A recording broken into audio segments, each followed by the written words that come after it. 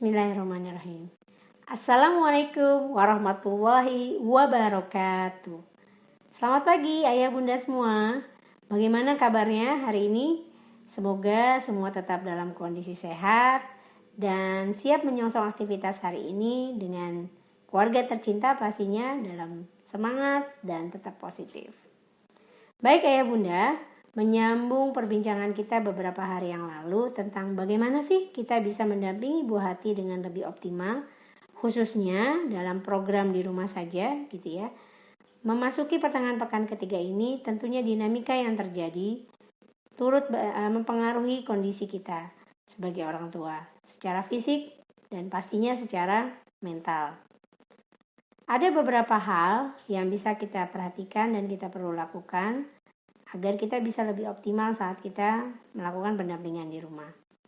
Nah, yang pertama, pastikan kondisi psikis kita, kondisi mental kita dalam kondisi yang baik, optimum. Artinya, secara umum kita dalam kondisi tenang, tidak panik gitu ya.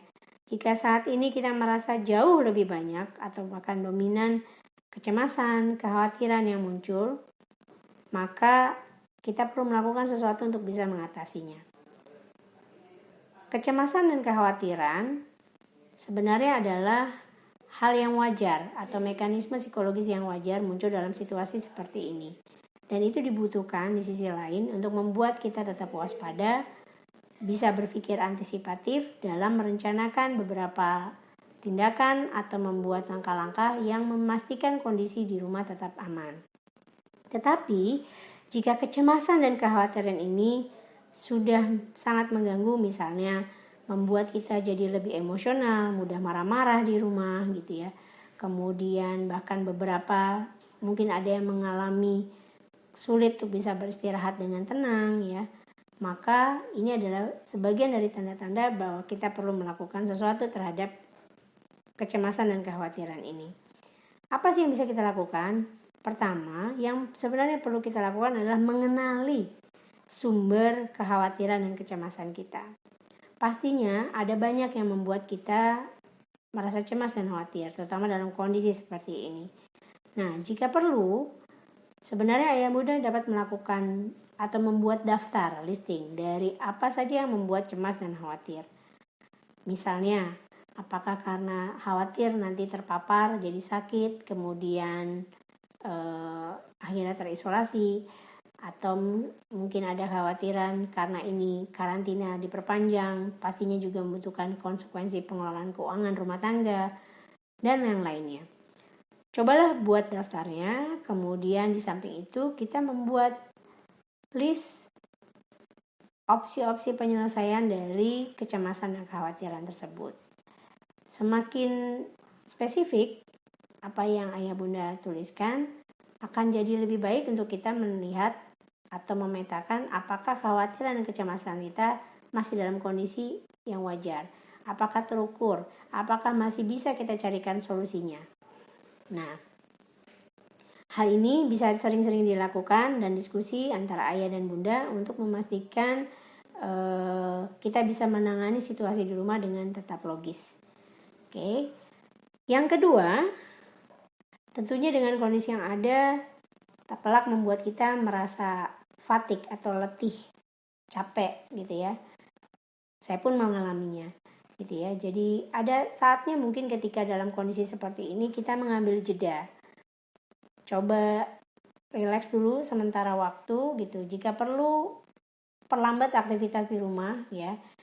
Jika sehari-hari mungkin melakukan rutinitas dari pagi sampai sore sudah punya jadwal, sesekali bikin kelonggaran gitu, tidak harus dengan batasan-batasan yang saklek gitu ya, tetapi ayah bunda bisa lebih santai.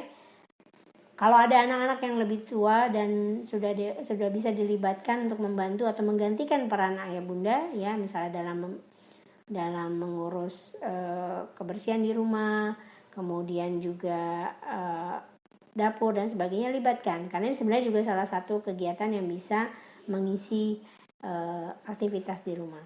Tetapi poinnya adalah saat kita mengambil jeda tadi, penting untuk memastikan kita berada dalam kondisi optimum mengelola informasi ataupun akses-akses informasi yang masuk ke dalam diri kita tidak membuat kecemasan semakin besar. Jika kita merasa akses informasi yang kita dapatkan saat ini jauh lebih banyak yang sifatnya mencekam, negatif, dan sebagainya, mungkin ada saatnya sementara kita matikan dulu, kita batasi dulu. Sebaliknya, perbanyak akses yang bisa membantu ayah bunda lebih banyak berpikir dan memiliki perasaan yang positif ataupun optimis. Yang ketiga, tetap sibukkan diri dengan beragam kegiatan positif. Selain membersamai anak-anak, melakukan rutinitas harian, ya seperti bersih-bersih dan sebagainya, sebenarnya kita juga perlu melakukan me time. Kalau sebelum musibah ini kita melakukan me time mungkin di sela-sela saat anak berangkat ke sekolah atau mungkin pada saat weekend, maka me time ini tetap bisa kita lakukan dalam aktivitas seharian. Nah, entah itu sifatnya perawatan diri atau melakukan hobi tertentu gitu ya, yang tentunya dilakukan dalam rumah. Tapi lakukanlah me time tadi sebagai sarana menghibur diri kita sendiri, sarana untuk bisa membuat diri kita lebih refresh, karena itu diperlukan untuk bisa melanjutkan aktivitas selanjutnya. Oke, nah yang terakhir, jika ternyata dari semua apa yang kita lakukan ini belum membuahkan hasil yang maksimal dan ayah bunda masih merasa butuh lebih banyak penguatan gitu ya, maka segeralah cari bantuan profesional. Di sekarang ini ada banyak layanan psikologis online, konsultasi, bisa Kulwap dan seterusnya yang bisa diakses oleh ayah bunda secara online dan bahkan konsultasi secara virtual untuk memudahkan kita mengakses charging, kalau saya bilang mengisi diri kita lebih baik lagi. Atau mungkin ada sebagian orang tua yang jauh lebih nyaman ketika kita mengakses informasi-informasi yang atau mendapatkan penguatan dari sisi ruhiyah ketika mengikuti kajian online bersama ustadz atau ustazah yang memang biasa membimbing gitu ya. Lakukanlah itu gitu supaya kita punya referensi-referensi positif lain yang bisa mengimbangi dan bisa mendongkrak kemampuan kita dalam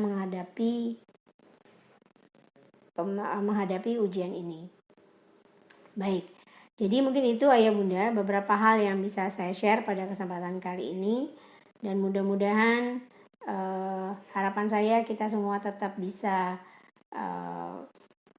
berpikir positif ya, tetap mengupayakan setiap hari mericas perasaan kita dan kondisi kita ya, bukan cuma secara fisik tapi yang juga jauh lebih penting adalah secara mental gitu ya, supaya kita bisa menjalani hari-hari ke depan dengan baik. Oke, sampai jumpa dalam edisi berikutnya. Stay positive, stay healthy, and stay home. Terima kasih.